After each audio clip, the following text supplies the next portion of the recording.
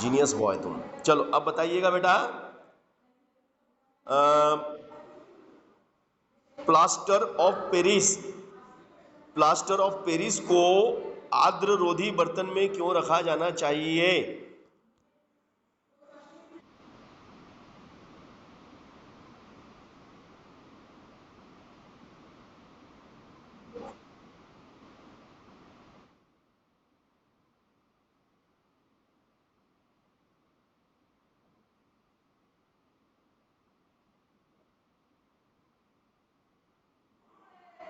चलो, अम्ल का जलीय विलयन विद्युत का चालन करता है, क्यों? बैठ जाओ।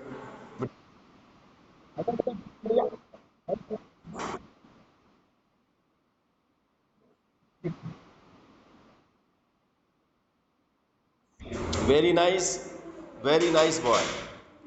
अगला प्रश्न आपके लिए ये रहा, पीएच स्केल किसे कहते हैं?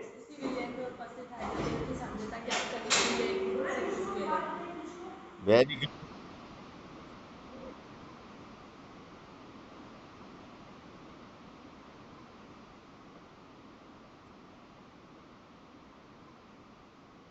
Very good, very good, very nice. अगला प्रश्न है, बताइएगा, और ये प्रश्न रहा आपका,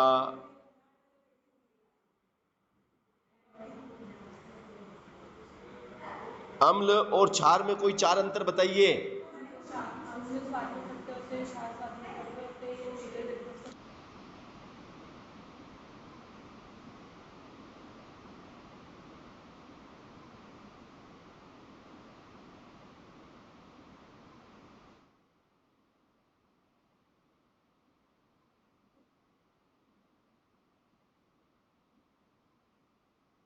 very nice, very very good boy, genius.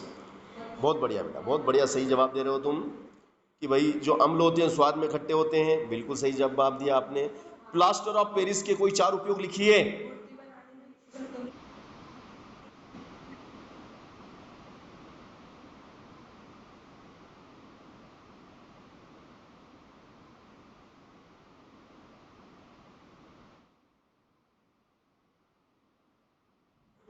दांत लगाने के लिए सांचे भी बनाने में इसका उपयोग होता है। दांत लगाते हैं ना अपन, तो अपने दांत के लिए जो सांचा बनाना पड़ता है, वो सांचा भी प्लास्टर ऑफ पेरिस का होता है ना? वो भी सांचा प्लास्टर ऑफ पेरिस का होता है ना? चलो अगला प्रश्न आपसे हम पूछेंगे, धातु और अधातु में अंतर बताइए।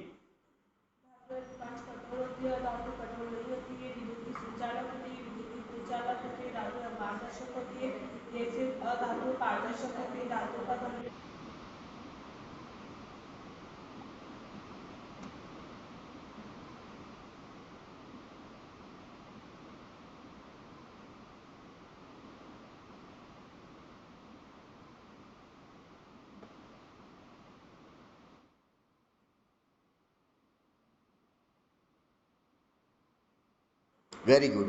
और धातुओं का क्वथनांक क्वथनांक एवं गलनांक उच्च होता है, जबकि अधातुओं का गलनांक और क्वथनांक अपेक्षाकृत कम होता है ना?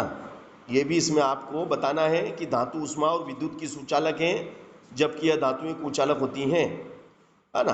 Very good. अगला प्रश्न है हमारा आपके लिए, और वो प्रश्न है हमारा,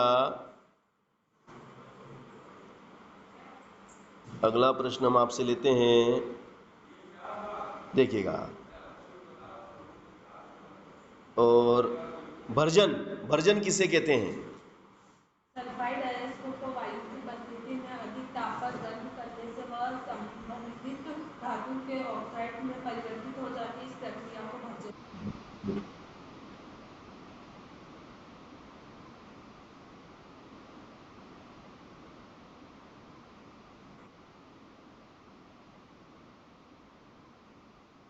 निस्तापन किसे कहते हैं?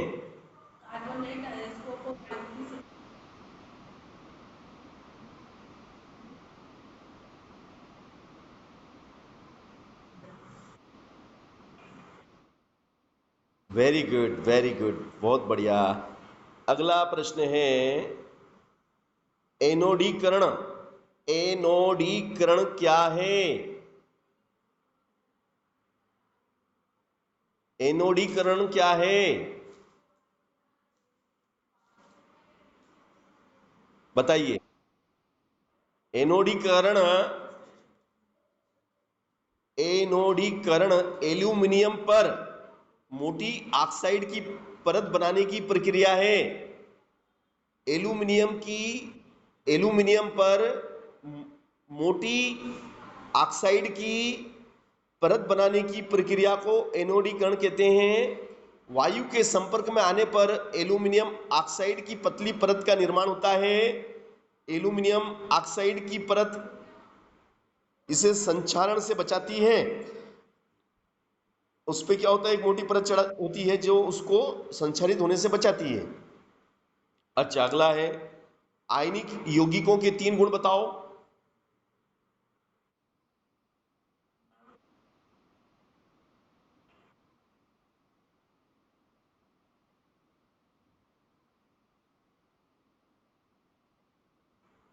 हाँ, इनके गलनांक और कंपनांक उच्च होते हैं। ये विद्युत के सुचालक होते हैं। जल में घुलनशील तथा कार्बनिक विलायकों में अघुलनशील होते हैं। मिश्र धातु किसे कहते हैं?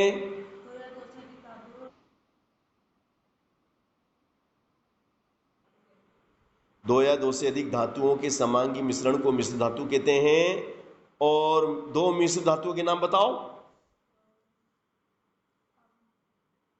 पीतल, पीतल, पीतल, तांबा तो धातु है बेटा। तांबा में क्या डालते हैं कि पीतल बनता है?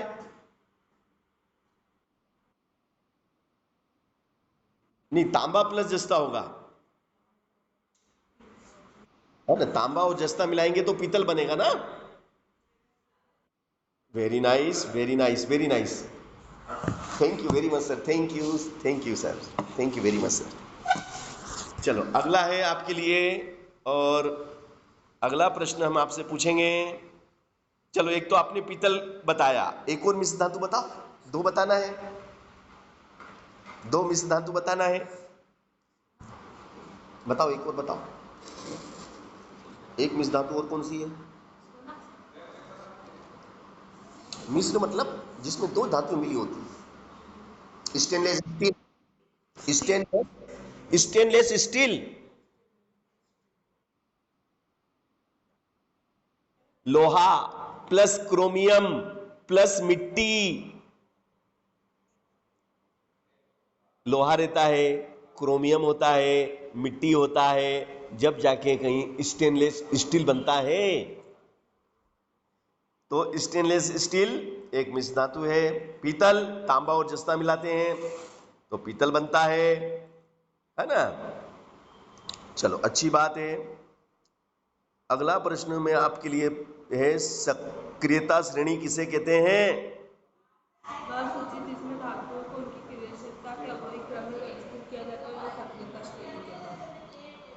बिल्कुल सही जवाब दिया। सक्रियता श्रेणी किसे कहते हैं भैया? याद है क्या?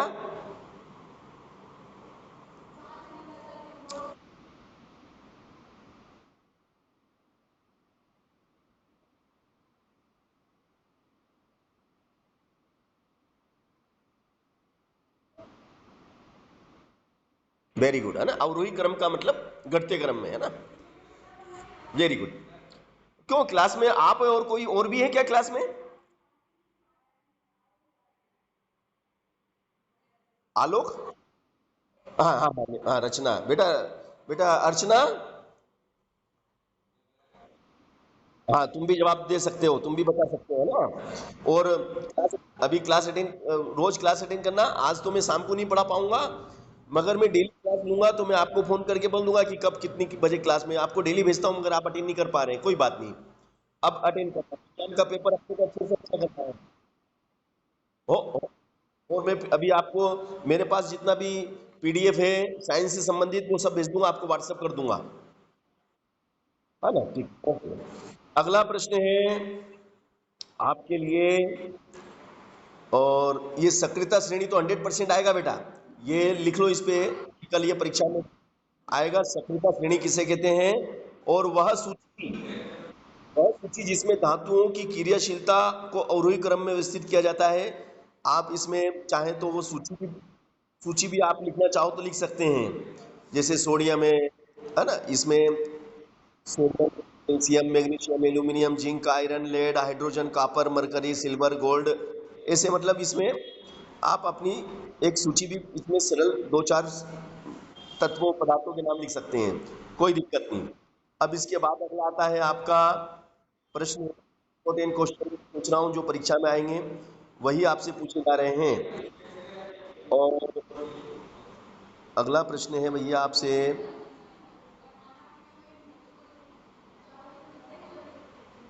हाइट सहसंयोजी बंध किसे कहते हैं? दो परमाणुओं के बीच बराबर इलेक्ट्रॉनों के युग्मकों की साझेदारी द्वारा बनने वाले आबंध को सहसंयोजी आबंध कहते हैं। Very nice, very nice. देखो इस बच्ची ने सही जवाब दिया। दो परमाणुओं के बीच इलेक्ट्रॉनों की साझेदारी से बनने वाला बंध सहसंयोजी बंध कहलाता है। कार्बनिक यौगिकों कार्बनिक यौगिकों के मध्य सहसंयोजी बंध बनते हैं।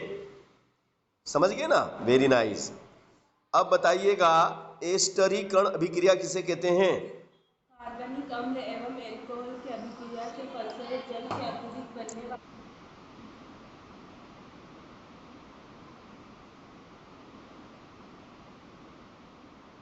Very good, very good.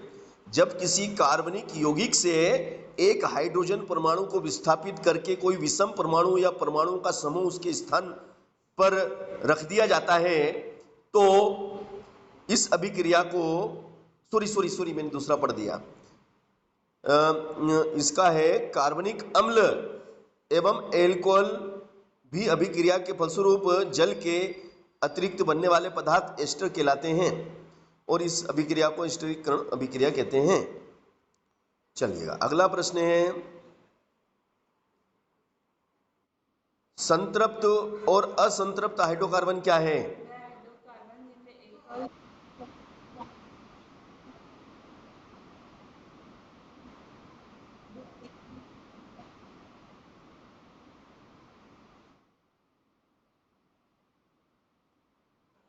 चलो अच्छी बात है। अगला प्रश्न है, समावयवता किसे कहते हैं? जब एक ही अणुसूत्र द्वारा दो या दो से अधिक कार्बनिक यौगिक प्रदर्शित किया जाते हैं तो वे कार्बनिक यौगिक समावयवी यौगिक अथवा उनका यह गुण समावयवता कहलाता है। चलो बताइएगा अब, प्रथम चार हाइड्रोकार्बनों के नाम, सूत्र एवं संरचना सूत्र लिखो। प्रथम चार हाइड्रोकार्बन के नाम, सूत्र एवं संरचना सूत्र लिखो। मेथेन और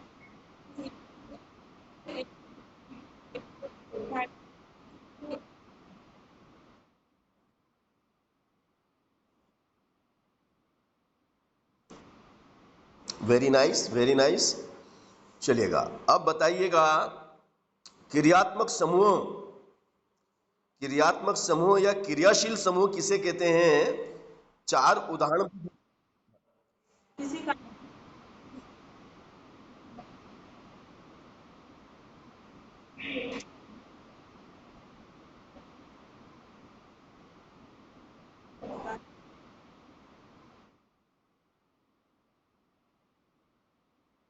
वेरी नाइस बॉय, बिल्कुल सही जवाब दिया आपने, है ना? O H, C double O H, C H O और सी ओ, ये क्रियात्मक समूह है। Very good, very good, very.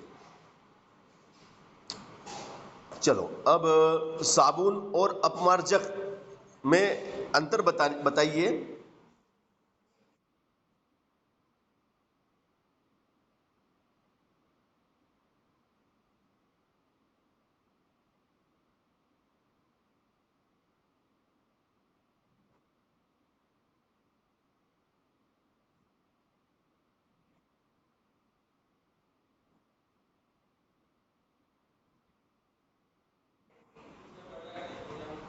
Very nice, बहुत बढ़िया बहुत बढ़िया। चलो अब बताइएगा मुझे, एथेनॉल और एथेनाइक, एथेनॉल और एथेनाइक में अंतर याद है क्या? बोलो।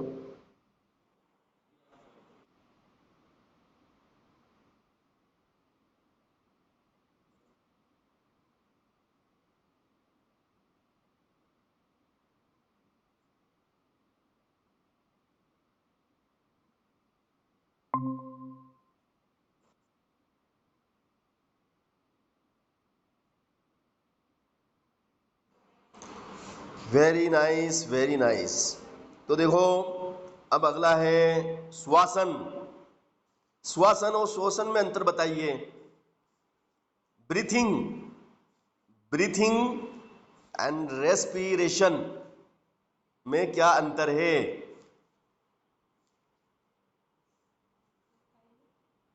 श्वासन, श्वासन और श्वसन। श्वासन यह एक भौतिक क्रिया है, यह एक जैव रासायनिक प्रक्रिया है। श्वासन, इसमें श्वसन मार्ग तथा फेफड़े निहित होते हैं। यह प्रत्येक कोशिका के भीतर होती है। श्वसन की क्रिया प्रत्येक कोशिका के भीतर होती है। श्वसन में वायु का अंतः श्वसन तथा बाह्य श्वसन होता है, जबकि श्वसन में ग्लूकोज का ऑक्सीकरण होता है, जिससे ऊर्जा का विमोचन होता है। अब बताइएगा, मानव पाचन तंत्र के जो अंग हैं, कौन कौन से अंग हैं? मानव पाचन तंत्र के अंगों के नाम बताओ।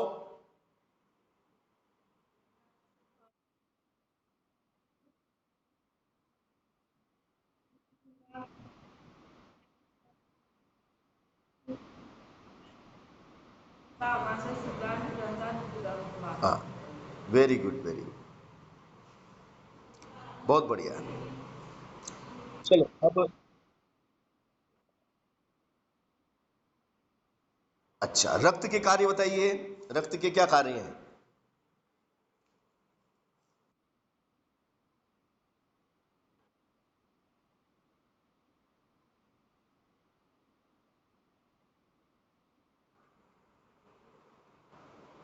अच्छा, रक्त शरीर के ताप को नियंत्रित करता है। यह फेफड़ों से ऑक्सीजन लेता है और उसे शरीर के अन्य भागों या अंगों तक पहुंचाता है। यह सांस बाहर छोड़ने के लिए शरीर की कोशिकाओं से कार्बन डाइऑक्साइड लेकर उसे फेफड़ों में पहुंचाता है। चलो, प्लाज्मा क्या है?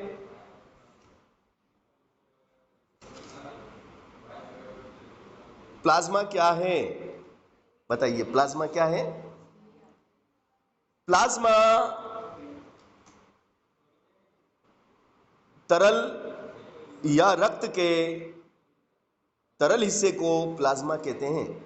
रक्त के, लिख लो, रक्त के तरल हिस्से को प्लाज्मा कहते हैं। यह रंगहीन रंगहीन तरल होता है, जिसमें 90% पानी, प्रोटीन और अकार्बनिक लवण होते हैं। चलो अगला है आपके लिए, लाल लाल रक्त कण, जिसको आरबीसी कहते हैं। तो लाल रक्त कणिकाओं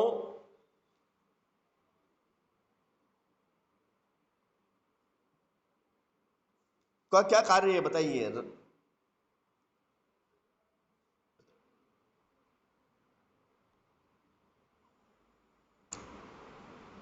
लाल रक्त कणिकाएं,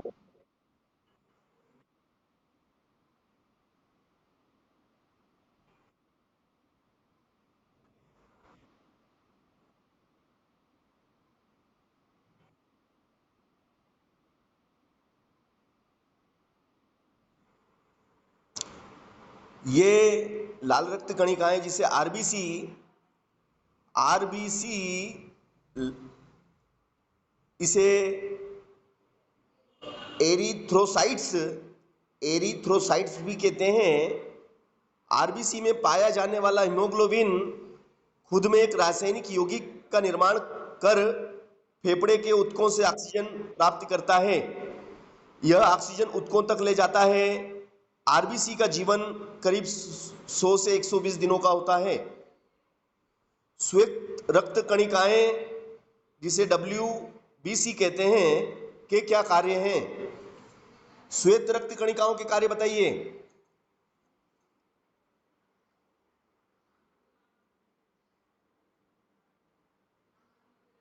WBC यानी कि श्वेत रक्त कणिकाएं, W मतलब व्हाइट।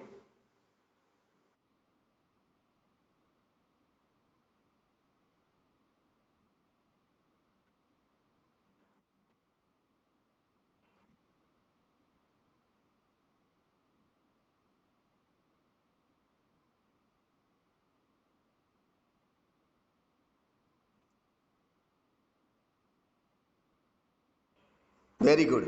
यानी कि श्वेत रक्त कणिकाएं क्या करती हैं? श्वेत रक्त कणिकाएं संक्रमण से लड़ती हैं। संक्रमण से लड़ने में हमारी मदद करती हैं, बीमारियों से बचाती हैं, और रोगों के जो कीटाणु हमारे शरीर में आ जाते हैं उनको श्वेत रक्त कणिकाएं खा जाती हैं। और इस तरीके से यह श्वेत रक्त कणिकाएं शरीर में सैनिक का कार्य करती हैं। सैनिक होते हैं ना, उनकी तरह ये काम करती हैं। अच्छा, अगला प्रश्न है हृदय। हृदय के कार्य बताइए।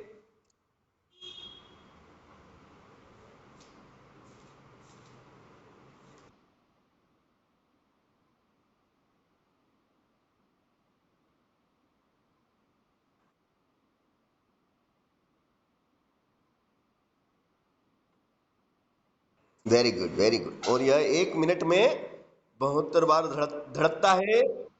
Very good, very good, very good, बहुत बढ़िया, बहुत बढ़िया। अगला प्रश्न है आपसे, और वो ये है, बताइएगा भैयू, भोजन के पाचन में लार की क्या भूमिका है?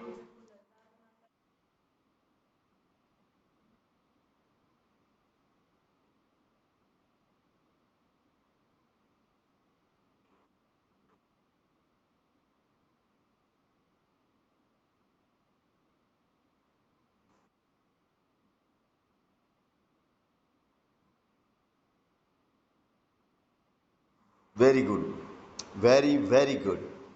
मुंह में स्थित लाल ग्रंथियां जो होती हैं, ग्रंथियों से लार निकलकर चबाए हुए भोजन में मिलकर चिकना और लसलसा बनाती हैं, जिससे यह भोजन नली में आसानी से पहुंच जाता है। वेरी गुड, बहुत बढ़िया, बहुत बढ़िया। वसा वसा के पायसीकरण का क्या महत्व है? वसा के पायसीकरण का क्या महत्व है?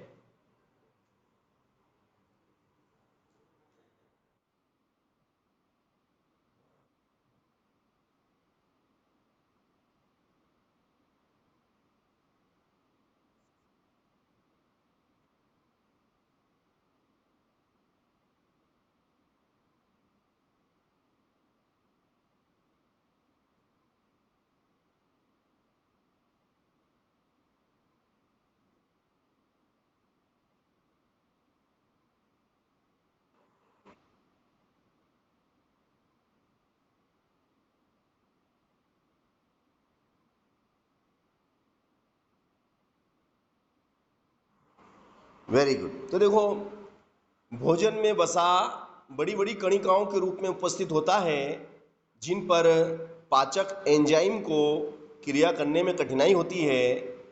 पायसीकरण में पित्त रस द्वारा वसा की बड़ी बड़ी कोशिकाओं को यांत्रिक रूप से छोटी छोटी कोशिकाओं में, कणिकाओं में बांट दिया जाता है। इससे एंजाइम की क्रिया आसान हो जाती है। चलो, स्वपोषण और विषम पोषण में क्या अंतर है?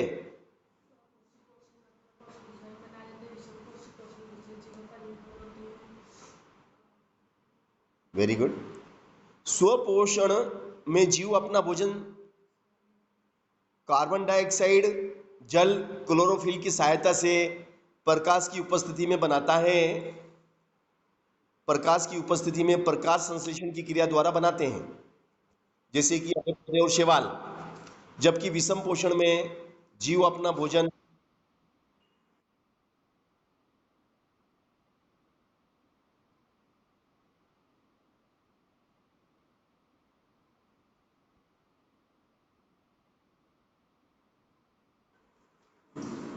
Very good, very good, very good. अब बताइए, जल से बाहर निकलने पर मछलियां क्यों मर जाती हैं? मछलियाँ इसकी सहायता से श्वसन करती हैं, जो इसके लिए वे जल में खुले ऑक्सीजन को ही अवशोषित करने में सक्षम होते हैं। मछलियाँ वायुमंडल के ऑक्सीजन का अवशोषण नहीं कर पाती, अतः जल से बाहर निकलने पर वह श्वसन के अभाव में मर जाती हैं। Very good, very good. देखो,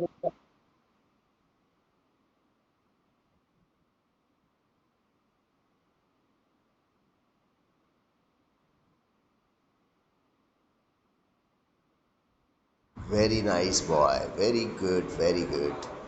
चलो अगला प्रश्न है भैयू, मनुष्यों में रक्त संचरण, दोहरा रक्त संचरण क्यों कहलाता है?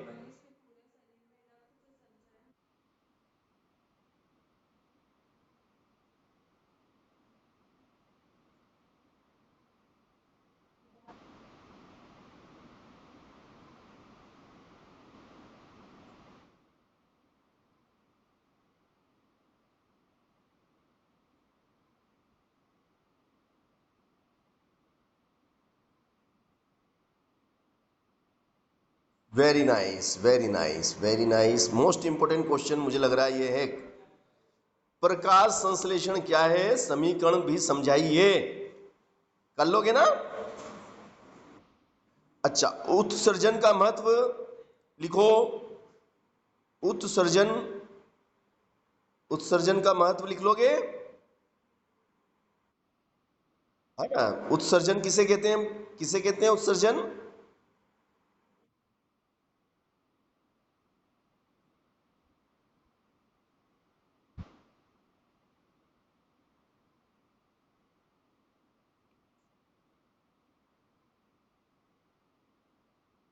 हाँ, और इसका क्या महत्व है?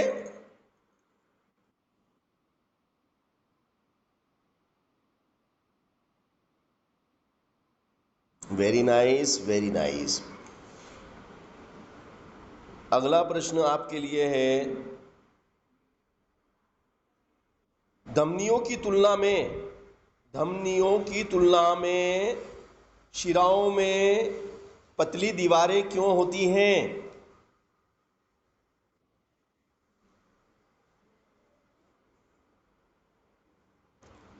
धमनियों में रक्त का प्रवाह हृदय से शरीर के विभिन्न भागों को अधिक दाब के साथ होता है, जबकि शिराओं में रक्त शरीर के विभिन्न भागों से हृदय में एकत्रित होता है, जिससे कोई अधिक दाब नहीं होता। इसलिए शिराओं की दीवारें धमनियों की अपेक्षा पतली होती हैं। चलिएगा, अगला प्रश्न है,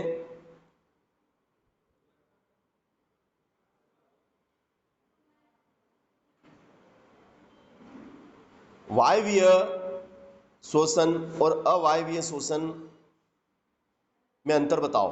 यह श्वसन वायु की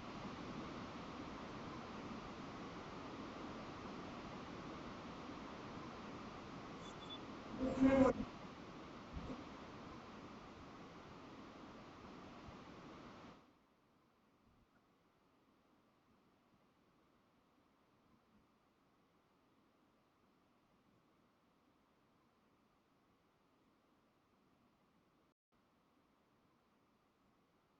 very good, very nice, very nice, very nice, very nice. बहुत बढ़िया, बहुत बढ़िया आप लोगों ने जवाब दिया। बहुत शानदार जवाब आप लोगों का।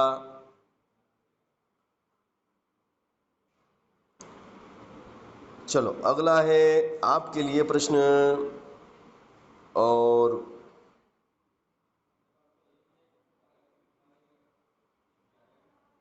प्रश्न है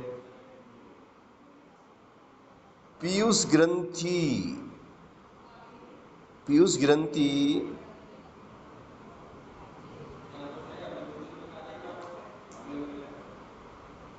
चलो 2 मिनट, अगला प्रश्न में अच्छा शानदार प्रश्न लूंगा। अपन ऐसे प्रश्न ले रहे हैं जो कल परीक्षा में जब भी आएंगे तो आने की संभावना उनकी ज़्यादा रहेगी। मैं ऐसे ही प्रश्न आपसे पूछ रहा हूँ।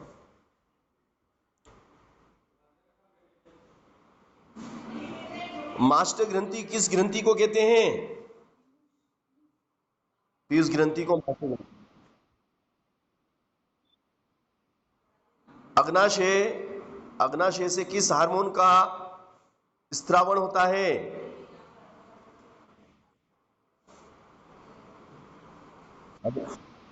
अग्नाशय से कौन सा हार्मोन निकलता है?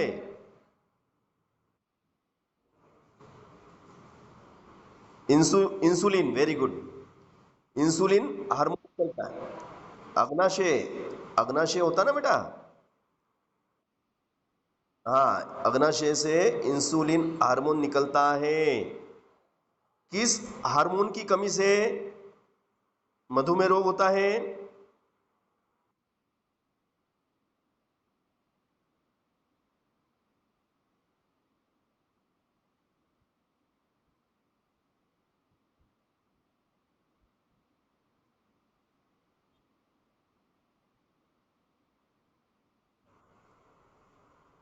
मनुष्य में मस्तिष्क और मेरुरज्जु मिलकर कौन सा तंत्रिका तंत्र बनाते हैं? मनुष्य,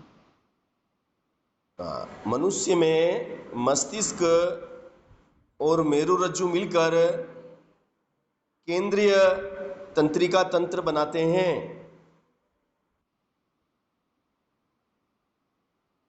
हाँ, सुनने, देखने और सूंघने के केंद्र मस्तिष्क के किस भाग में होता है? सुनने, देखने और सूंघने के केंद्र मस्तिष्क के किस भाग में होते हैं? नहीं, मध्य मस्तिष्क।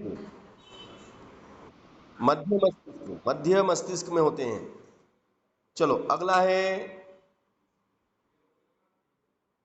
मनुष्य में वमन।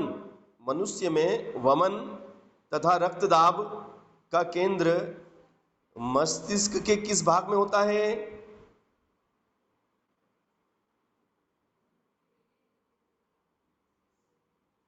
Medulla oblongata. चलो अगला प्रश्न है हार्मोन्स किसे कहते हैं? विशेष प्रकार से रासायनिक पदार्थ जो विशिष्ट भागों या कोशिकाओं द्वारा स्रावित होते हैं और विशेष प्रकार की कोशिकाओं की क्रियाशीलता या कार्यशीलता को प्रभावित करते हैं तथा विविध क्रियाओं का नियंत्रण एवं समन्वय करते हैं, हार्मोन्स कहलाते हैं। वेरी नाइस, वेरी नाइस, बिल्कुल सही जवाब दिया आपने कि विशेष प्रकार के रासायनिक पदार्थ होते हैं जो विशिष्ट भागों या कोशिकाओं द्वारा स्रावित होते हैं और विशेष प्रकार की कोशिकाओं की क्रियाशीलता को प्रभावित करते हैं। चलो तंत्रिका तंत्र किसे कहते हैं? प्राणियों में समझने, सोचने और किसी भी चीज को याद रखने के साथ साथ शरीर के विभिन्न अंगों के कार्यों में समन्वय एवं कार्य।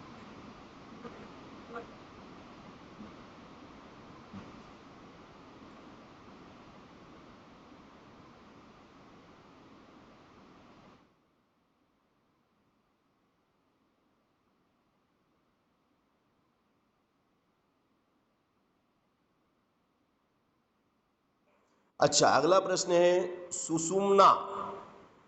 सुषुम्ना, सुषुम्ना का एक नाम और क्या है? मेरुरज्जु या रीढ़ की हड्डी। सुषुम्ना यानी कि मेरुरज्जु या रीढ़ की हड्डी के दो कार्य लिखिए।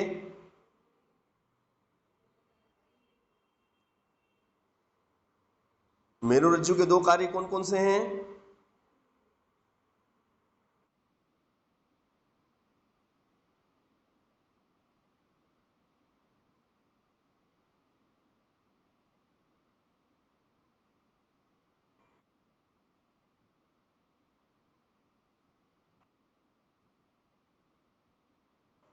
Very good. मस्तिष्क से आने वाली प्रेरणाओं मस्तिष्क से आने वाली प्रेरणाओं या संवेदनाओं का संवहन करना, प्रतिवर्ती क्रियाओं का समन्वय एवं नियंत्रण करना, ये सुषुम्ना या मेरुरज्जु के कार्य हैं। अब बताइए, प्रत्यावर्ती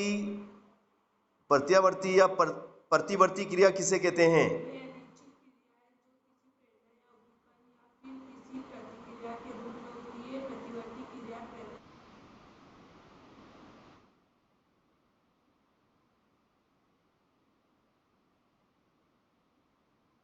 प्रतिवर्ती क्रिया न्यूरॉन किसे कहते हैं? तंत्रिका तंत्र की सूक्ष्मतम इकाई कोशिका अथवा ऊतक तंत्रिका कोशिका या तंत्रिका ऊतक या न्यूरॉन कहलाती है। अंत अंतःस्रावी ग्रंथियां क्या होती है? शरीर में पाई जाने वाली विशेष प्रकार की ग्रंथियां जिनसे हार्मोन का स्रावण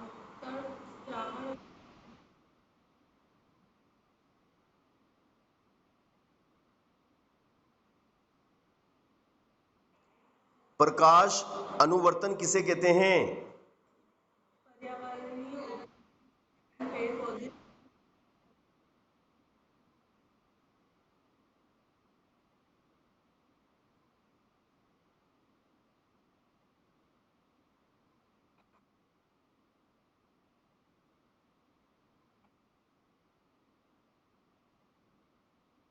वेरी गुड, वेरी गुड। अगला प्रश्न है,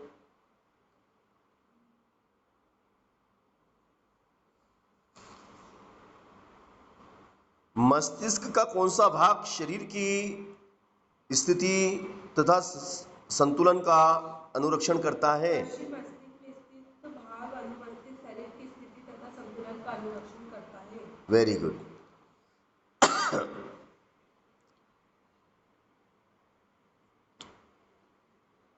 अगला प्रश्न है,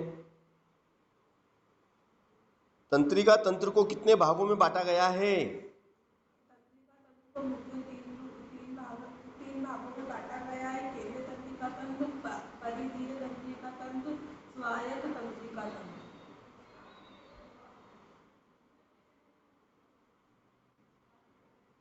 चलो, अगला प्रश्न है आपके लिए,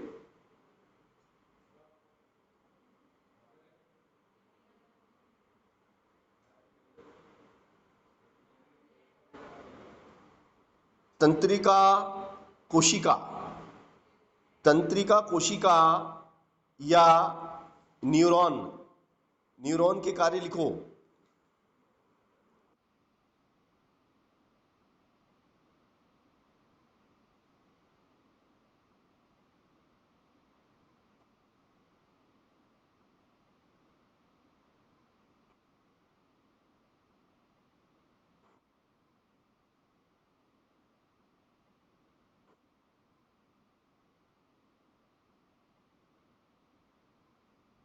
वेरी गुड।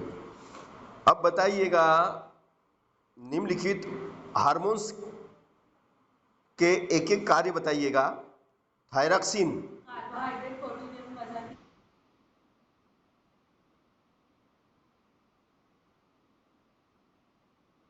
इंसुलिन, रक्त शर्करा का नियंत्रण, एडिनेलिन, शरीर के विभिन्न भागों में रक्त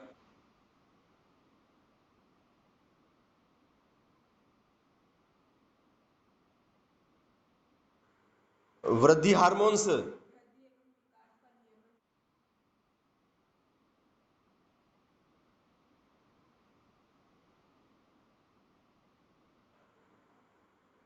टेस्टो टेस्टोस्टेरोन। पुलिस योग प्रारंभ के समय से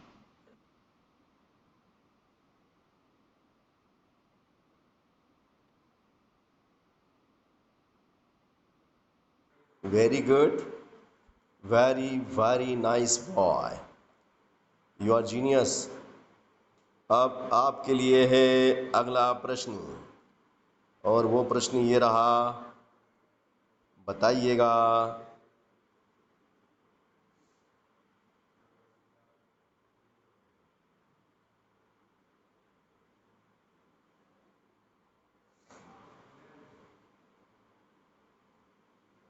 अगला प्रश्न है भैयू, बताना भैयू। मैं अच्छा सा प्रश्न ढूंढ रहा हूं आपके लिए।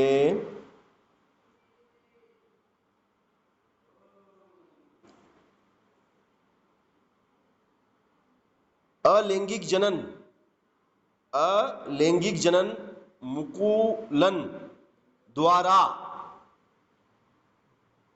किसमें होता है? अलैंगिक जनन मुकुलन द्वारा किसमें होता है? ईस्ट में। वेरी गुड, है ना। और हाइड्रा में भी होता है ना। चलो, निम्न में से कौन मानव से निम्न में से कौन मानव से निम्न में से कौन मानव में मादा जनन तंत्र का भाग नहीं है? निम्न में से कौन में मादा जनन तंत्र का भाग नहीं है? अंडाशय, गर्भाशय, शुक्रवाहिका। Very good, very good, very good. अब कायिक प्रजनन होता है, कायिक प्रजनन होता है। अब मैं 4 ऑप्शन बोलूंगा, बताना बेटा। कलिकायन, कटिंग, डाल लगाना, सभी। सभी, वेरी गुड। पुष्प के कितने भाग होते हैं? Very good. मानव में कौन सा निषेचन होता है? मानव में अंतः निषेचन होता है ना। हाँ, अंतः निषेचन होता है।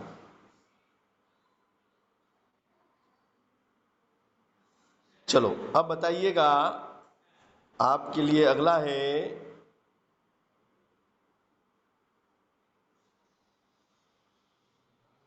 प्रजनन किसे कहते हैं? प्रजनन किसे कहते हैं? बताओ। प्रजनन किसे कहते हैं? अपने ही समान जाति की संतान उत्पन्न करना प्रजनन कहलाता है। अपनी ही समान जाति की संतान उत्पन्न करना प्रजनन कहलाता है।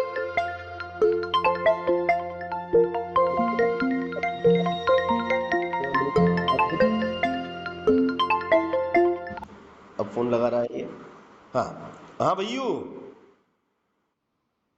बताओ। प्रजनन के बारे में पूछा ना मैंने, प्रजनन किसे कहते हैं?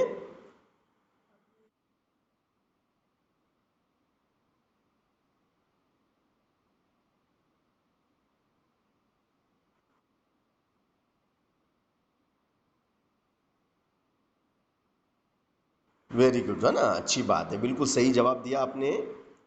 और अब बताइए, अलैंगिक जनन और लैंगिक जनन में अंतर बताइए।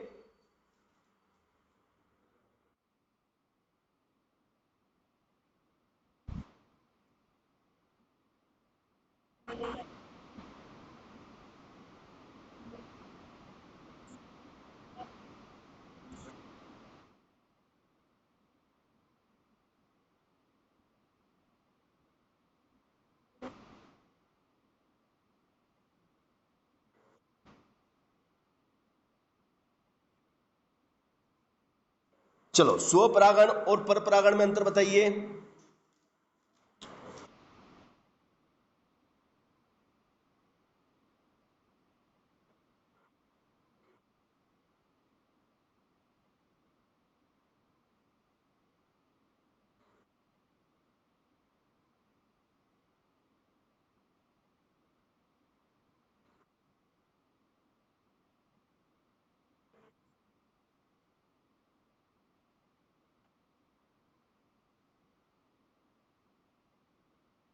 बहुत शानदार, बहुत शानदार। और अब आपके लिए अगला प्रश्न हम लेके आए हैं भैयू, और वो है, अनुवांशिकता किसे कहते हैं?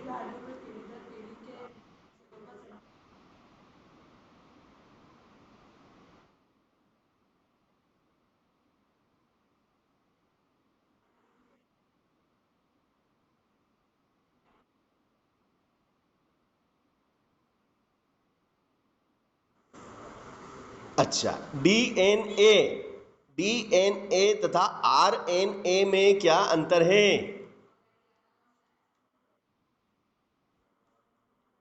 डीएनए और आरएनए में क्या अंतर है भैयू?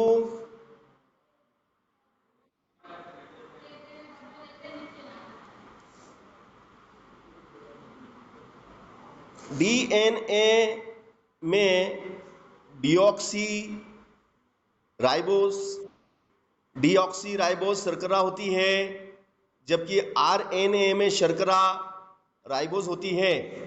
डीएनए मुख्य केंद्रक में पाया जाता है, जबकि आरएनए केंद्रक एवं कोशिका द्रव्य दोनों में पाया जाता है। डीएनए में बेस एडिनाइन, गोनाइन, थाइमाइन और क्रिस्ट और सीटोसाइन होते हैं, जबकि आरएनए में बेस झील थाइमिन की जगह यूरेसिल आ जाता है। D D D N A एक डबल स्ट्रैंडेड अणु है, जबकि आरएनए एक सिंगल स्ट्रैंडेड अणु है। तो डीएनए और आरएनए में अंतर आएगा भैया, 100% आएगा। इसको नोट कर लो, 25 लिखो बेटा। 2025 का मैंने प्रश्न बता दिया आपको, डीएनए और आरएनए में क्या अंतर आएगा। 100% आना है इसका। डीएनए और आरएनए में क्या अंतर है आपको याद करना है, और ये 100% आएगा। चलो अब बताइएगा,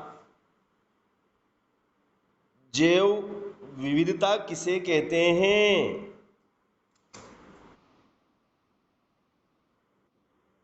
हाँ, मगर इसमें भी पूछ लिया है भैया, विज्ञान में तो कुछ सोशल। हाँ,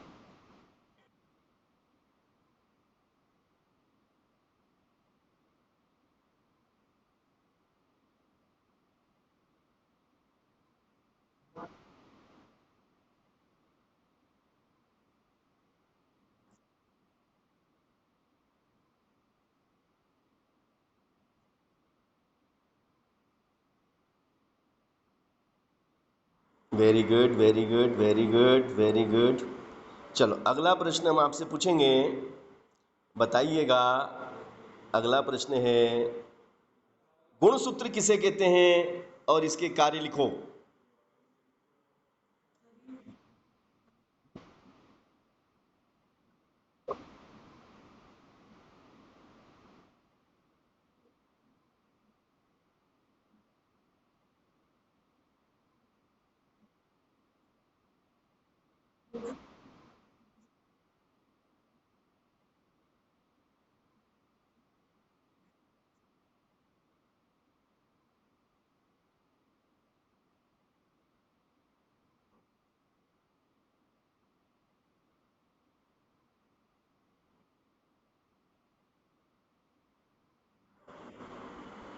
very good, very good, very good. चलो अगला प्रश्न है, मेंडल के नियम का महत्व बताइए। मेंडल का जो नियम है उसका महत्व बताइए आप।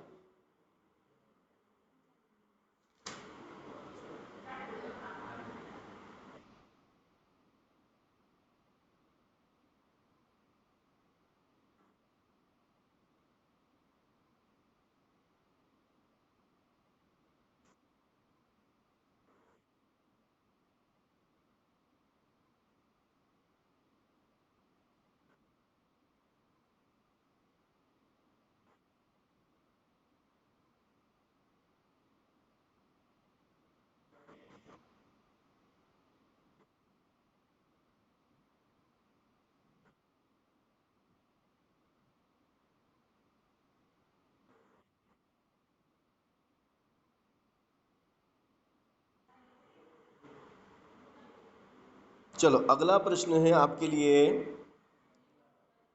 मेंडल के प्रभाविता के नियम को समझाइए।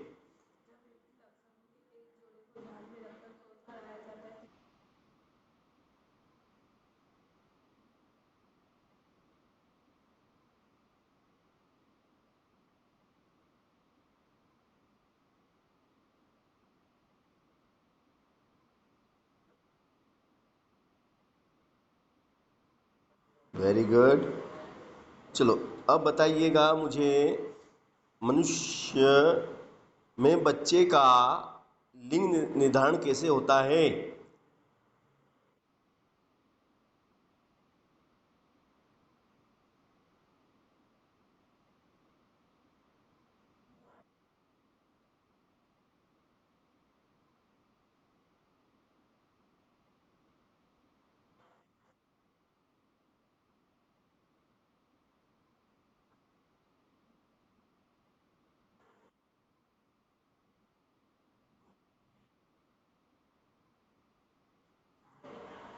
चलो, जीन के प्रमुख कार्य लिखिए।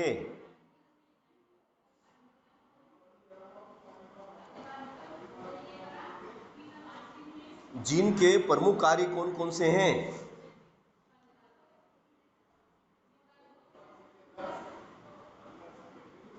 जीन के प्रमुख कार्य, जीन याद।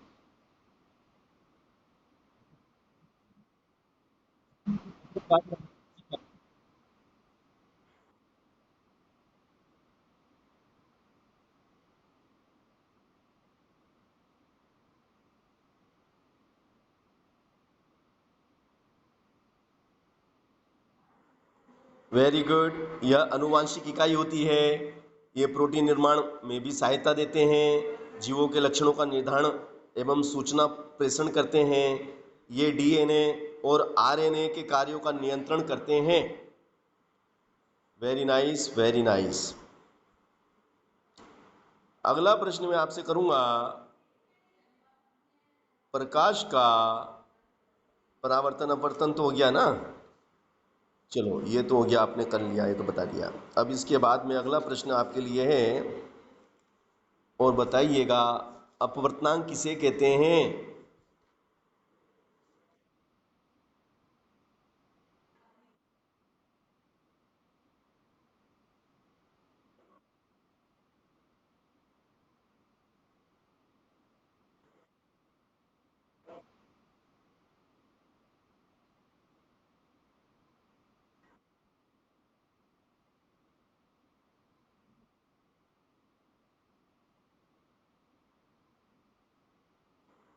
चलो ठीक है, वैसे ये भी चलेगा, मगर इसको अपन ऐसा कह सकते हैं कि जब प्रकाश किरण एक समांगी माध्यम से दूसरे समांगी माध्यम में प्रवेश करती है तो वह अपने मार्ग से विचलित हो जाती है।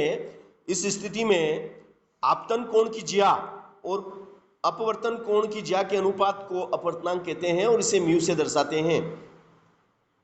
ऐसा लिखना चाहिए तो ज़्यादा अच्छा रहेगा कि जब प्रकाश किरण एक समांगी माध्यम से दूसरे समांगी माध्यम में प्रवेश करती है तो वह अपने मार्ग से विचलित हो जाती है। आपतन कोण की ज्या और अपवर्तन कोण की ज्या के अनुपात को अपवर्तनांक कहते हैं।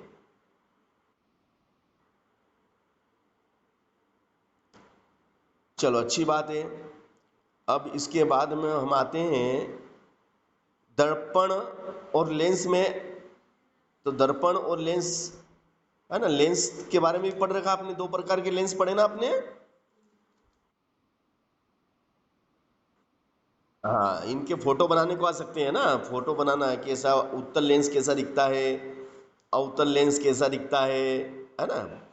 और अवतल लेंस को एक और क्या नाम देते हैं अपन, एक और नाम क्या है अवतल लेंस का? अपसारी।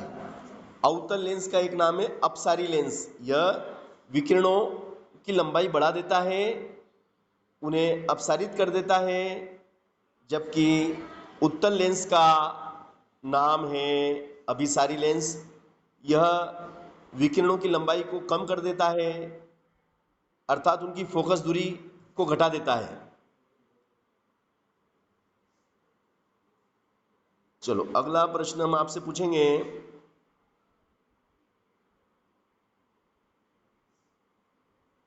वक्रता केंद्र किसे कहते हैं? गोले दर्पण का परावर्तक पथ जिस गोले का भाग होता है उसे गोल, उसके केंद्र को वक्रता केंद्र कहते हैं। Very good, very good, very good.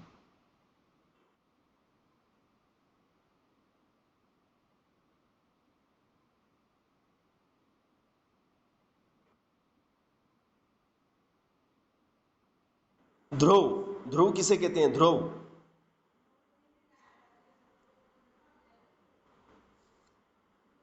ध्रुव किसे कहते हैं? नहीं नहीं नहीं, ध्रुव गोलीय दर्पण, गोलीय दर्पण के परावर्तक पृष्ठ के केंद्र को, गोलीय दर्पण के परावर्तक पृष्ठ के केंद्र को ध्रुव कहते हैं। इसे पी से दर्शाते हैं।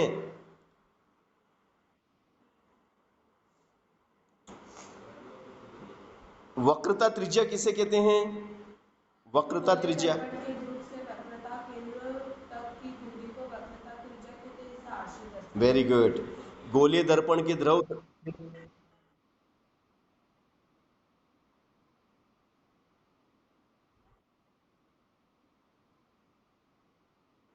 Very good, very good, very good. मुख्य अक्ष किसे कहते हैं? मुख्य अक्ष,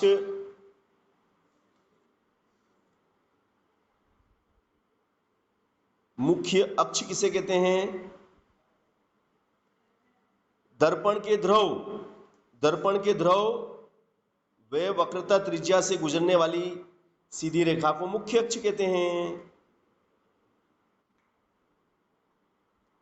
चलो, आभासी प्रतिबिंब और वास्तविक प्रतिबिंब में अंतर बताइए।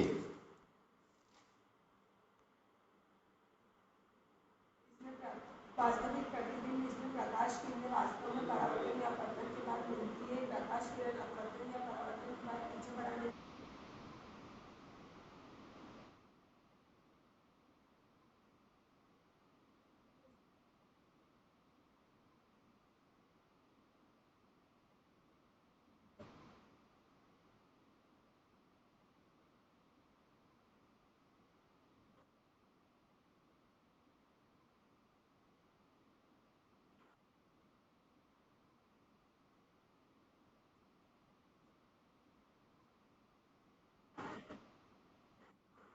अच्छी बात है, चलो वेरी गुड। गोलीय, गोलीय दर्पण किसे कहते हैं और ये कितने प्रकार के होते हैं?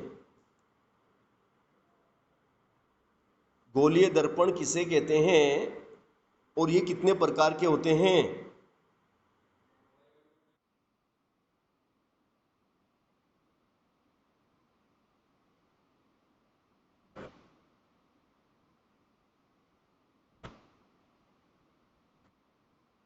Very nice, very nice. अब बताइए, हीरे का, हीरे का उप उपवर्तनांक 2.42 है। इस कथन से क्या तात्पर्य है?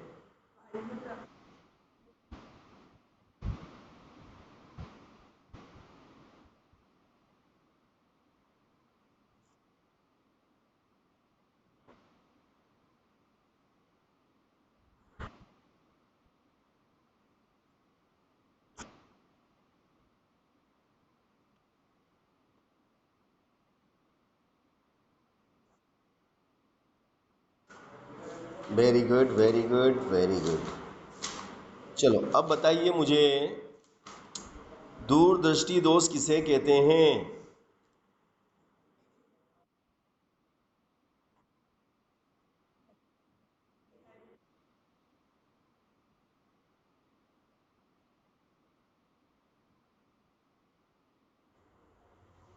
इस दोष के निवारण के उपाय बताइए।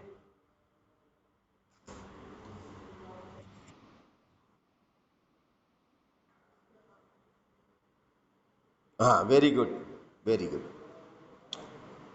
अगला प्रश्न है,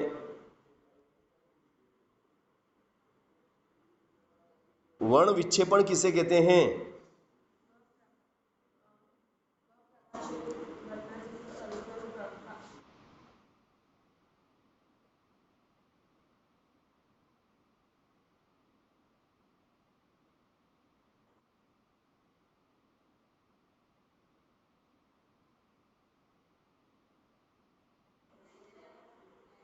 वेरी नाइस। वर्ण विक्षेपण का एक प्राकृतिक घटना कौन सी है, बताओ? वर्ण विक्षेप,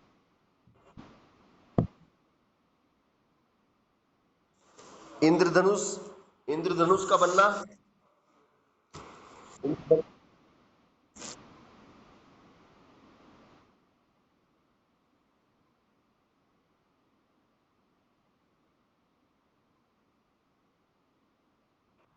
तारे क्यों टिमटिमाते हैं?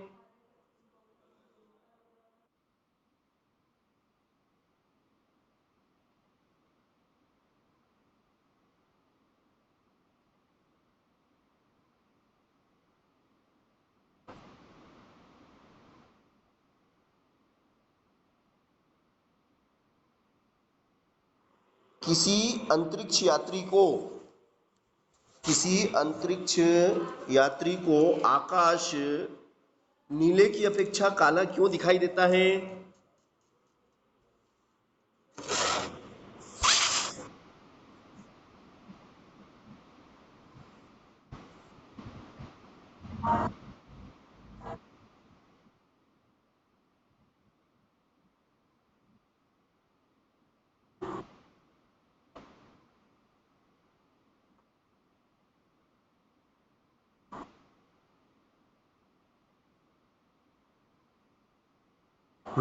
वायुमंडल की अनुपस्थिति में, क्योंकि अंतरिक्ष में वायुमंडल तो है नहीं, तो वायुमंडल की अनुपस्थिति में प्रकाश का प्रकीर्णन नहीं होता है। यही वजह है कि अंतरिक्ष यात्री को आकाश नीले की अपेक्षा काला दिखता है।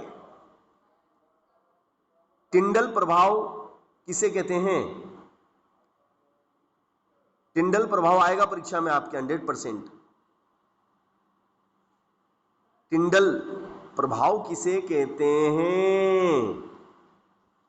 जब प्रकाश किसी कोलाइडी माध्यम से होकर गुजरता है तो प्रकाश का प्रकीर्णन होता है तथा प्रकाश का मार्ग दिखाई देने लगता है।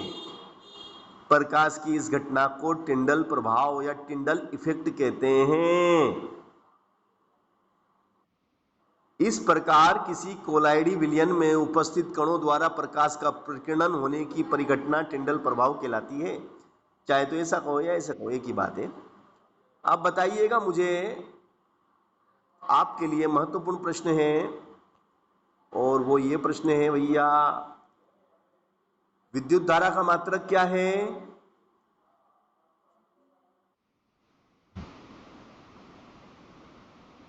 हाँ, और ये कर लेना बेटा, विद्युत सेल का प्रतीक, विद्युत सेल का चिन्ह बनाना, आपको प्रतीक बनाना है। तो विद्युत सेल को कैसे दर्शाएंगे? विद्युत बल्ब को कैसे दर्शाएंगे? प्रतिरोधक को कैसे दर्शाते हैं? अमीटर, वोल्टमीटर, गैल्वेनोमीटर, प्लग कुंजी, है ना, तार क्रॉसिंग, और बैटरी को कैसे दर्शाया जाता है? ये सब चिन्ह बनाने को आ सकते हैं। चलो अच्छी बात है। अब बताइएगा, चालक का प्रतिरोध किन किन पर, किन किन कारक पर निर्भर करता है?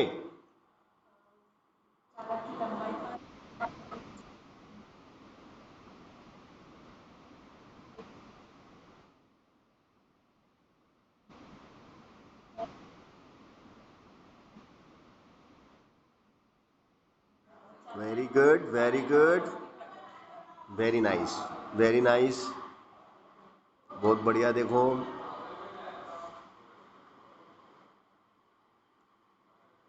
विद्युत धारा का विद्युत धारा का तापीय प्रभाव, विद्युत धारा के तापीय प्रभाव के व्यवहारिक उपयोग बताइए।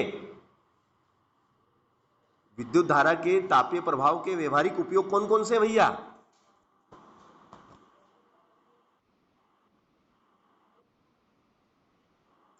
विद्युत इस्त्री, विद्युत विद्युत टोस्टर, विद्युत तंदूर, विद्युत हीटर आदि। हाँ, आदि जूल के तापन नियम पर आधारित हैं, और ये सब विद्युत धारा के तापीय प्रभाव हैं। विद्युत धारा को क्या में बदल देते हैं? ये ताप में बदल देते हैं, है ना। तो ये व्यवहारिक उपयोग है इसके। चलो अच्छी बात है। अगला प्रश्न मैं आपसे पूछूंगा, और वो ये रहा आपका अगला प्रश्न, विद्युत धारा का मात्रक तो आपने बता ही दिया है। प्रतिरोध का मात्रक क्या है? प्रतिरोध का मात्रक ओम है ना? हाँ, विद्युत धारा का चुंबकीय प्रभाव क्या है? विद्युत धारा के चुंबकीय प्रभाव को परिभाषित कीजिए। विद्युत धारा के चुंबकीय प्रभाव को परिभाषित कीजिए।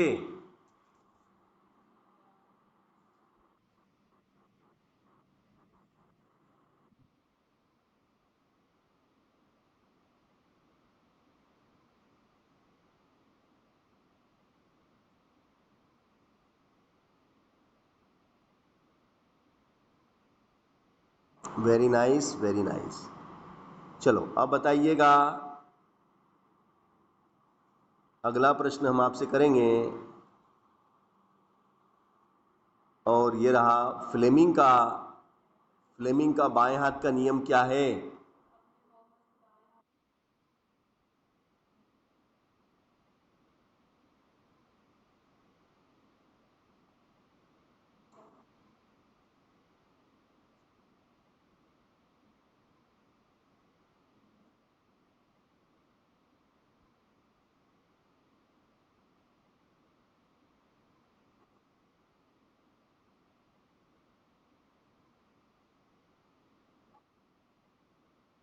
Very nice, very nice. अगला प्रश्न है आपके लिए, लघु पतन किसे कहते हैं?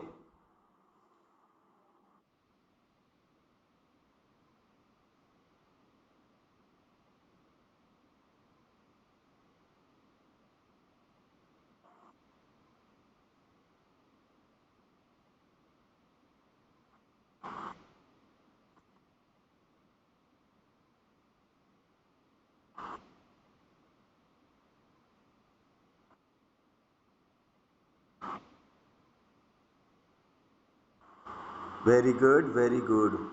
दो चुंबकीय क्षेत्र रेखाएं दो चुंबकीय क्षेत्र रेखाएं परस्पर प्रतिच्छेद क्यों नहीं करती?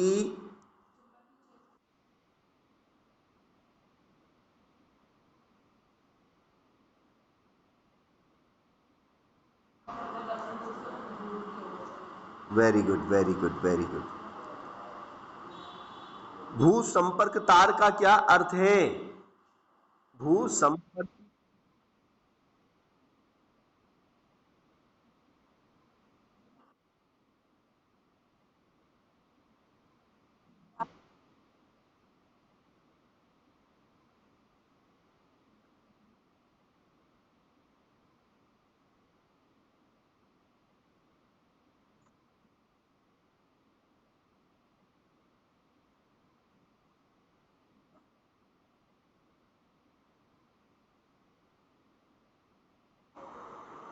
अच्छा,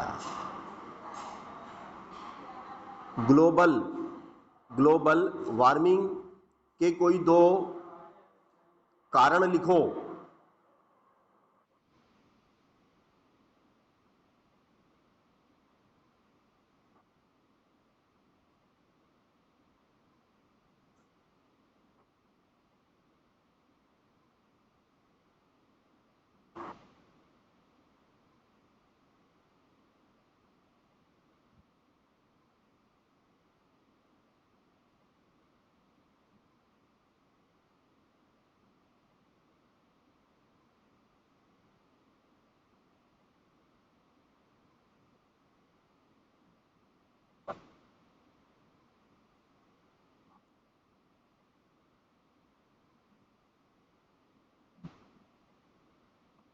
आदरणीय सचिव आया सर, 2 मिनट।